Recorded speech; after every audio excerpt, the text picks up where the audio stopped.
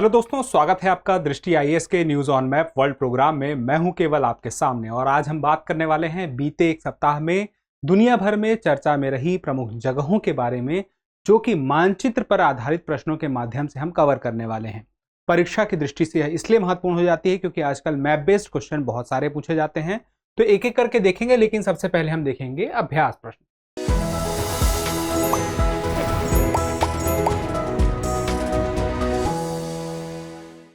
अभ्यास प्रश्न हमने पिछले हफ्ते आपसे पूछा था, उम्मीद है बहुत सारे लोगों ने जवाब दिया भी है। अब आप देख लीजिए कितने लोगों ने जो जवाब दिया था सही है, और जो नए लोग हैं जो पहली बार देख रहे हैं वो ट्राई करने की कोशिश कीजिए, साथ में हम जवाब भी देखते हैं। निम्नलिखित युग्मों पर विचार कीजिए। स्थान और देश: Erbil Iraq, Libreville Gabon, Isfahan Afghanistan. इसमें क्या बताना है कि उपर्युक्त युग्मों में से कौन सा या कौन से सही सुमेलित है या हैं। केवल दो, केवल एक और दो, केवल दो और तीन, और डी 1, 2 और 3। अब यहाँ पे तीनों स्थानों को हमें देखना होगा क्या सच में इन देश में है या नहीं है। सबसे पहले एरबिल को देखते हैं। एरबिल को देखिए तो ये आपको इराक देश के अंदर मिलेगा। एरबिल, अगर एरबिल इराक देश के अंदर है तो यह सही है। अब लिब्रेविल देखिए, लिब्रेविल आपको मिलेगा गैबॉन में। अगर यह गैबॉन में है तो यह भी सही है। इस्फहान, इस्फहान को देखिए, क्या यह अफगानिस्तान में है? अब इस्फहान जो है यह ईरान में है, अफगानिस्तान में नहीं है, और इस्फहान प्रांत की राजधानी भी है। तो ऐसी स्थिति में अफगानिस्तान में अगर यह नहीं है तो यह हमारा हो गया कि युग्म सही नहीं है। तो कितने युग्म सही सुमेलित हैं? 1 और 2, यानी कि बी हमारा सही उत्तर है। अब चलिए अगले सवाल की तरफ बढ़ते हैं। अब यह सवाल जो है पनामा नहर से जुड़ा हुआ है। आपको जैसे कि पता है कि पनामा नहर एक बहुत ही महत्वपूर्ण नहर है क्योंकि व्यापारिक मार्ग है, और अभी हाल ही में यहाँ के राष्ट्रपति का भी चुनाव हुआ था। तो पनामा नहर यातायात सूखे की स्थिति से अब फिर से उबर रहा है और पुनः यातायात को सामान्य रूप से संचालित करने के लिए तैयार है। तो ऐसी स्थिति में चलिए हम पनामा जुड़ा हुआ सवाल देखते हैं। निम्नलिखित कथनों में से कौन सा पनामा नहर के संबंध में सही नहीं है? पहला स्टेटमेंट देखिए, संयुक्त राज्य अमेरिका ने वर्ष 1914 में इसका निर्माण कार्य पूरा कराया। यह नहर मैक्सिको की खाड़ी और प्रशांत महासागर को जोड़ती है। दूसरा स्टेटमेंट है, स्वेज नहर के विपरीत गैटून झील। गैटून झील कैसी है? बता रहा है कि एक मीठे पानी की झील है, पनामा नहर के जल का स्रोत है। फिर तीसरा देखिए, पनामा की आधी आबादी के लिए पेयजल की आपूर्ति पनामा नहर प्राधिकरण द्वारा की जाती है। फिर इसके बाद चौथा है, पनामा नहर समुद्र तट से ऊपर के फाटकों के माध्यम से जहाजों के आवागमन सुलभ बनाती है, जहाजों का आवागमन सुलभ बनाती है। अब इसमें से बताना है कौन सा संबंध जो है पनामा नहर से संबंध सही नहीं है, यानी कि कौन सा इनमें से 4 में से स्टेटमेंट गलत है। चलिए, अब ऐसे में आसान, सही नहीं लिखा रहूं तो आप साइड में गलत है लिख लीजिए, सीधे सीधे स्पष्ट रहेगा, गलती नहीं होगी। अब पहला स्टेटमेंट देखिए कि संयुक्त राज्य अमेरिका ने वर्ष 1914 में इसका निर्माण कार्य पूरा कराया, और उसके आगे की लाइन है, यह नहर मैक्सिको की खाड़ी और प्रशांत महासागर को जोड़ती है। अब देखिए, यह पनामा है, पनामा नहर पनामा में ही है। इधर देखेंगे तो उत्तरी अमेरिका दिखेगा, इधर देखेंगे तो दक्षिण अमेरिका दिखेगा। अब उसके बाद आप देखें तो यहां पे आपको दिखता है कैरेबियन सी, और यहां पे यह जो क्षेत्र है यह है ओशियन सी का। तो इसका मतलब क्या हुआ? पनामा नहर में जो है स्टेटमेंट के हिसाब से कहा जाए तो यह नहर मैक्सिको की खाड़ी जगह अगर हम कहते कैरेबियन सी और प्रशांत महासागर को जोड़ती है तो बात सही होती, लेकिन यहाँ पे क्या लिखा है? मैक्सिको की खाड़ी। होना क्या चाहिए था? Caribbean sea. तो इसका मतलब इस वजह से यह स्टेटमेंट गलत है। तथ्यात्मक रूप से यह जानकारी सही है कि 1914 में इसका निर्माण कार्य पूरा कराया संयुक्त राज्य अमेरिका ने। संयुक्त राज्य अमेरिका क्यों करा रहा है, यह बात समझने वाली बात है। संयुक्त राज्य अमेरिका को मान लीजिए यहां से, इस तट से इसके पश्चिमी तट तक कोई सामान लेकर जाना है तो उसको बहुत लंबा सफर तय करना होगा, पूरा साउथ अमेरिका उसको ऐसे क्रॉस करना होगा, फिर ऐसे घूम के आएगा, ऐसे आगे, थोड़ा और आगे अमेरिका की तरफ हम बढ़ेंगे तो। लेकिन आप खुद सोचिए कि ऐसे में इसका मतलब यह हुआ उसको बहुत लंबा सफर करना पड़ रहा था, लेकिन पनामा नहर से क्या हुआ? ये सफर उसका ऐसा हो गया, आसान हो गया। तो इसकी वजह से इंटरेस्ट किसका था? यूएसए का था, तो उसने यहाँ पे खर्च किया और 1914 में इसका निर्माण हो गया। लेकिन बात यह है कि यह मैक्सिको की खाड़ी नहीं है, कैरेबियन सी है। पहला स्टेटमेंट हमें मिल चुका है कि गलत है, हमने यही जानना था, लेकिन बाकी 3 के बारे में देख लेते हैं। अभ्यास कर रहे हैं इसलिए हमें पता होना चाहिए। पहला गलत है। स्वेज नहर के विपरीत गैटून झील पनामा नहर के जल का स्रोत है। ठीक है, अब देखिए स्वेज नहर जो है, ये स्वेज नहर है पूरा का पूरा। ठीक है, अब आप देखें, सॉरी स्वेज नहर मैंने कह दिया, पनामा नहर। अब यहां पे देखिए क्या है, स्वेज नहर के विपरीत गैटून झील एक मीठे पानी की झील है। स्वेज नहर क्या है, खारे पानी का है, लेकिन जो पनामा नहर जो मुख्य रूप से गैटून झील पर आश्रित है, स्वेज नहर तो एकदम अलग है, दूसरी जगह। हम पनामा नहर की बात करें तो पनामा नहर मुख्य रूप से गैटून झील पर आश्रित है और पनामा नहर के जल का स्रोत है। कैसे, अब आप देखिए, ये पनामा है, यहीं पे पनामा नहर है, इसमें देखिए तो मुख्य है गैटून, ये गैटून झील, ये गैटून झील। दरअसल क्या हुआ कि कैरेबियन सी से प्रशांत महासागर को जोड़ने के लिए पनामा का चयन हुआ, तो पनामा के अंदर एक प्राकृतिक रूप से मौजूद जो झील थी वो गैटून झील थी और ये मीठे पानी की झील थी। लेकिन दिक्कत यह बात थी कि समुद्र तल से, जैसे ये समुद्र तल है प्रशांत, तो ये थोड़ी सी ऊंची थी ऐसे, ये गैटून, तो क्या दिक्कत थी, आप देखें तो ये मीठे पानी की है, बहुत ज्यादा बीच में झील जो प्राकृतिक रूप से पानी मौजूद है, तो यहां से यहां यानी कि प्रशांत महासागर से कैरेबियन सी तक जाने के लिए जो नहर बनाया गया तो उसमें बहुत सारा तो वाटर बॉडी वाला एरिया हमें पहले ही मिल गया, लेकिन ऊंचाई ज्यादा थी। ऊंचाई ज्यादा होने से क्या दिक्कत आ रही थी कि यहां से जहाज को ऊपर उठाना होगा, फिर आगे लेके जाना होगा, फिर नीचे लेके आना होगा। लेकिन यहाँ पे स्टेटमेंट की बात करें तो गैटून झील मीठे पानी झील है, पनामा नहर के जल का स्रोत है, यह बात सही है, और स्वेज नहर के विपरीत, क्योंकि स्वेज नहर में खारा पानी है। चलिए, अब पनामा की आधी आबादी के लिए पेयजल की आपूर्ति पनामा नहर प्राधिकरण द्वारा की जाती है। तो ये देखिए, आप खुद देखिए, ये पनामा वाला एरिया है जिसमें से कितना बड़ा क्षेत्र आप देखें तो यह मीठे पानी का गैटून झील है, तो पानी की आपूर्ति इसके माध्यम से हो रही है, ये स्टेटमेंट भी सही है। उसके बाद चौथा, पनामा नहर समुद्र स्तर से ऊपर के फाटकों के माध्यम से जहाजों का आवागमन सुलभ बनाता है। तो इस प्रकार से आप देखिए, फाटक लगे होते हैं, पानी जैसे प्रशांत महासागर से ऊपर गैटून में लाया गया और उसके बाद फिर नीचे उतार के इसको कैरेबियन सी, या फिर जस्ट इसका उल्टा हम देख सकते हैं, अटलांटिक ओशन से पैसिफिक ओशन या पैसिफिक ओशन से अटलांटिक ओशन आने जाने का मार्ग इस प्रकार से रहेगा। स्पष्ट हो गया होगा। तो यह स्टेटमेंट इसका मतलब क्या हुआ, सही है। चौथा, दूसरा, तीसरा तीनों सही थे, लेकिन ऊपर का गलत मिल गया था यहीं पे जब मैक्सिको की खाड़ी लिख दिया था। तो जवाब तो हमें मिल चुका था। चलिए अब अगले सवाल की तरफ आते हैं। अब यह सवाल है, इजरायली बंदरगाह पर अभी हाल ही में हमला हुआ है, बहरीन की अल अश्तर ब्रिगेड ने इसकी जिम्मेदारी भी ली है। तो हम थोड़ी सी इजराइल के आसपास के क्षेत्र को फिर से समझने का प्रयास करते हैं। अब देखिए, इलियड बंदरगाह के संबंध में निम्नलिखित में से कौन सा सही नहीं। इलियड बंदरगाह लाल सागर पर एकमात्र इजरायली बंदरगाह है जो स्वेज नहर की खाड़ी के उत्तरी सिरे पर स्थित है। अब देखिए, इलियड बंदरगाह लाल सागर पर एकमात्र इजरायली बंदरगाह है, यह भी हमें देखना होगा, और यह भी देखना होगा स्वेज की खाड़ी के उत्तरी सिरे पर है कि नहीं है। फिर दूसरा देखिए, यह इजरायली जहाजों को बिना स्वेज नहर के माध्यम से गुजरे हिंद महासागर तक पहुंचने की अनुमति देता है। अब स्वेज नहर के माध्यम से गुजरे हिंद महासागर तक मतलब बिना स्वेज नहर गए, और यहां पे कह रहा है स्वेज की खाड़ी के उत्तरी सिरे पर है, तो या तो यहां पे विरोधाभास हमें कुछ समझ में आता है, दोनों बातें सही नहीं हो सकती। फिर तीसरा देखिए, तिरान जलडमरू मध्य इलियड बंदरगाह तक पहुंच प्रदान करता है, इसको भी चेक करना होगा फिर इसमें कि इनमें से कोई भी नहीं, हमें जानना है कौन सा सही नहीं है, यानी कि गलत कौन सा है, हमें गलत ढूंढना है। स्पष्ट रहिएगा कौन सा सही नहीं है। अब चलिए देखिए, पहला वाला, इलियड बंदरगाह लाल सागर पर एकमात्र इजरायली बंदरगाह है। अब इलियड कहां पे है, यहां पे। अब इलियड बंदरगाह देखिए इजराइल के एकदम आप देखेंगे तो नीचे की तरफ है, दक्षिण की तरफ। अब यहां पे देखिए क्या कह रहा है, इजरायली बंदरगाह है तो स्पष्ट हो गया। स्वेज की खाड़ी के उत्तरी सिरे पर है कि नहीं है, तो देखिए यहां पर ये जो है ना, स्वेज की खाड़ी नहीं है, ये गल्फ ऑफ अकाबा है, अकाबा की खाड़ी है। स्वेज की खाड़ी इस तरफ मिलेगी, इस जगह पे है। यहाँ पे आप देखें तो ये सिनाई पेनिनसुला है इजराइल का, और यहाँ से फिर ये अलग होकर फिर मेडिटेरियन सी के लिए यहाँ पे स्वेज नहर बनी हुई है। तो स्वेज की खाड़ी इस तरफ है, थोड़ा बाहर की तरफ है, लेकिन यहाँ पे अकाबा की खाड़ी, इसको थोड़ा और स्पष्ट तरीके से समझना हो तो देखिए, ये इलियड बंदरगाह है इजराइल का, और ये है गल्फ ऑफ अकाबा, या गल्फ ऑफ इलियड भी बोलते हैं इसी वजह से इसको। आप थोड़ा दूर से समझना हो तो देखिए, यहाँ पे ये रेड सी है, रेड सी का विस्तार एक तरफ जो देखे तो ये स्वेज की खाड़ी है इधर, और इस तरफ अगर बढ़ेंगे तो यहाँ पे आपको गल्फ ऑफ अकाबा, अकाबा की खाड़ी, और फिर यहीं पर इलियड बंदरगाह। तो क्या हुआ, अकाबा की खाड़ी से उत्तर में है, और यही बात तो कही थी स्टेटमेंट में।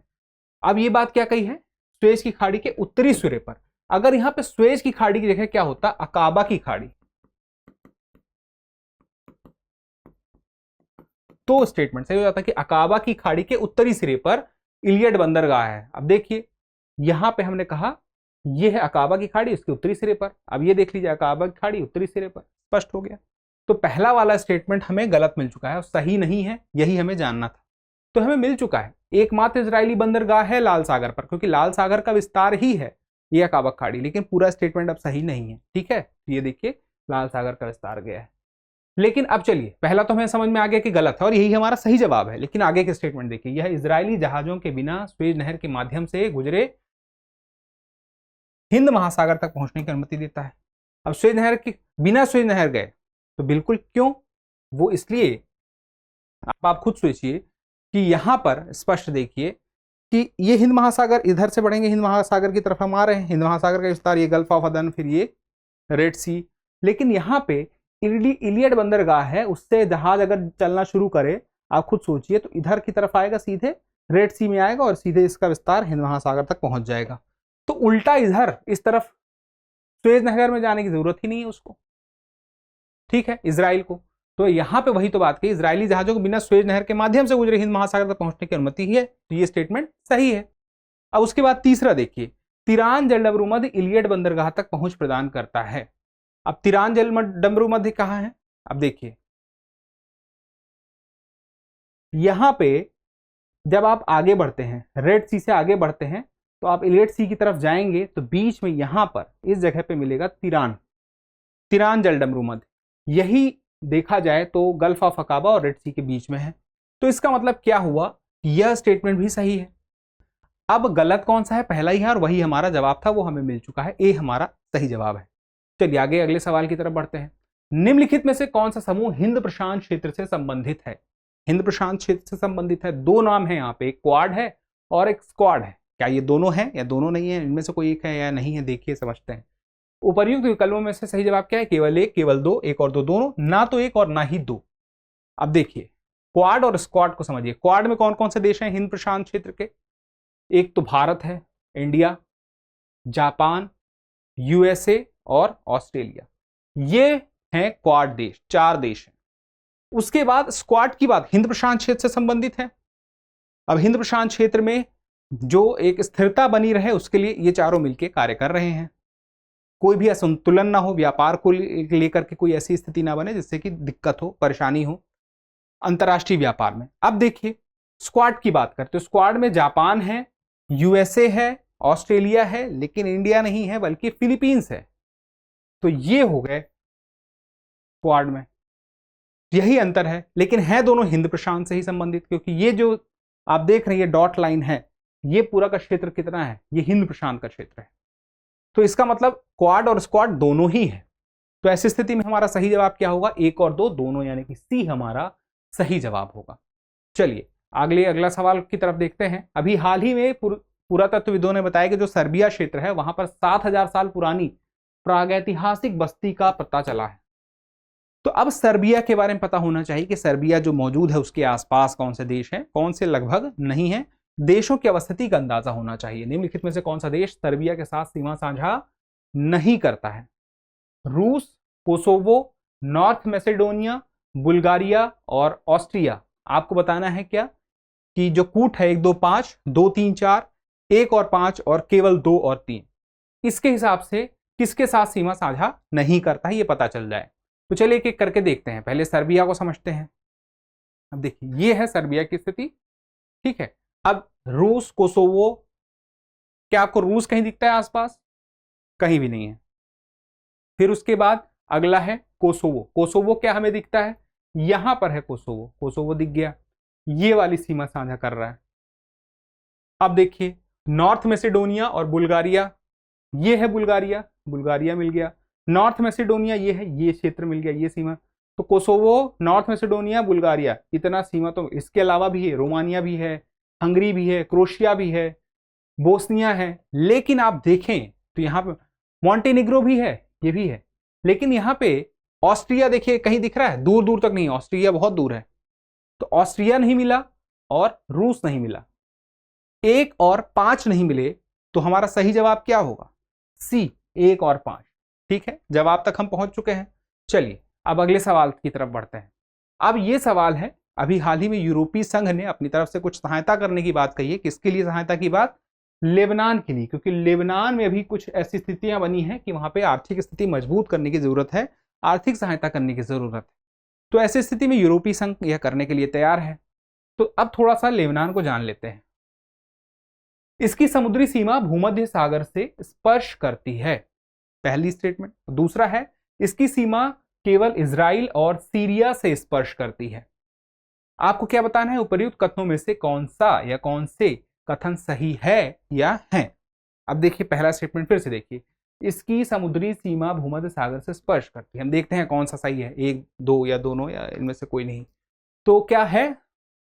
यहां पे है लेबनान, इजराइल से लगा हुआ है। अब आप देखिए तो आपको यहां पर दिखाई देगा ये इजराइल है, यहां पर ये लेबनान है, ये क्षेत्र।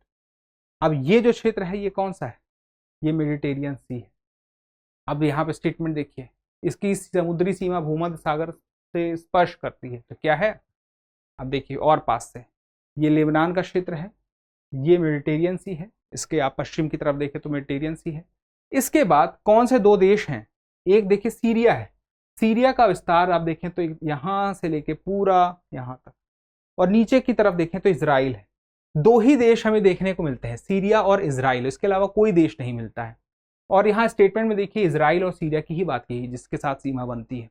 तो इसका मतलब क्या हुआ कि हमारा पहला वाला और दूसरा वाला दोनों ही स्टेटमेंट सही है, और जब दोनों ही सही है तो हम कहेंगे सी, ए और दो, एक और दो दोनों। चलिए अगला सवाल। अब ये है डीआरसी से, डेमोक्रेटिक रिपब्लिक ऑफ कॉन्गो से जुड़ा हुआ।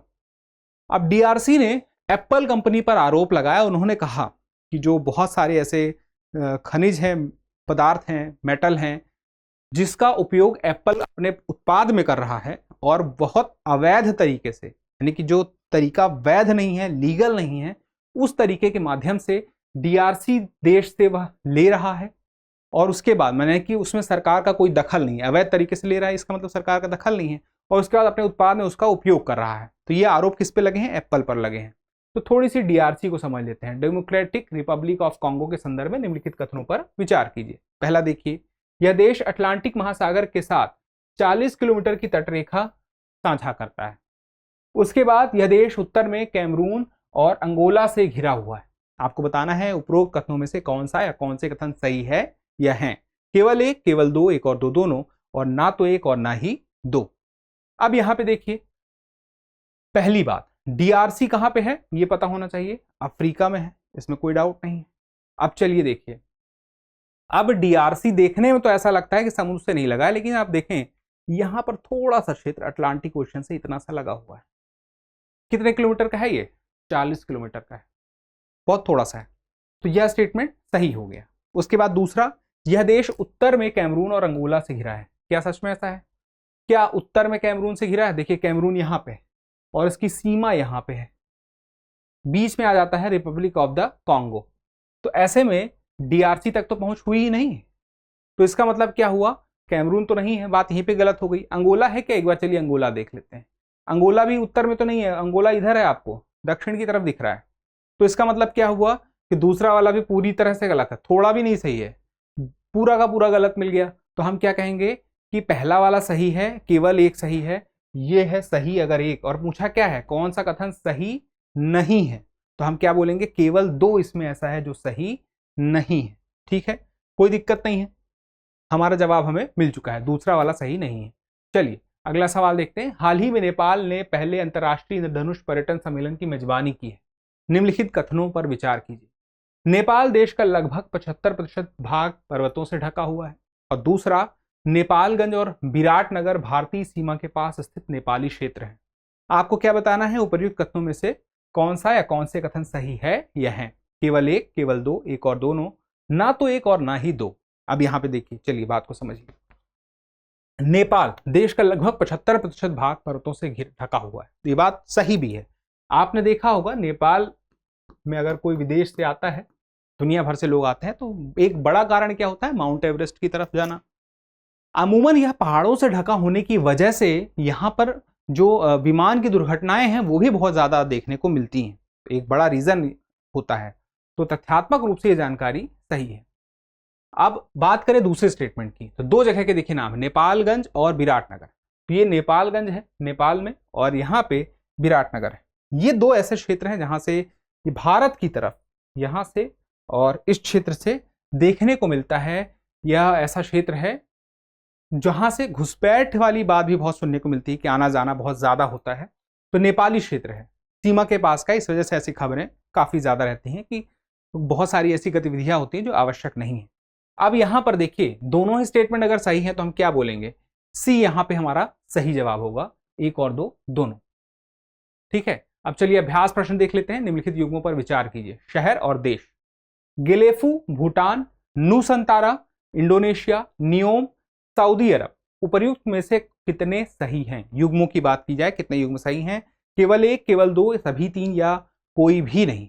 तो आप अपने जवाब कमेंट बॉक्स में ज़रूर दीजिएगा, क्योंकि जब आप कमेंट करते हैं तो हमें और बेहतर करने की प्रेरणा मिलती है। जल्द ही मिलते हैं अगले एपिसोड में, तब तक के लिए स्वस्थ रहें, मस्त रहें और पढ़ते रहें। धन्यवाद। डियर व्यूअर्स, अपने एग्जाम की तैयारी को और बेहतर करने के लिए हमारे चैनल को लाइक, शेयर और सब्सक्राइब करना न भूलें।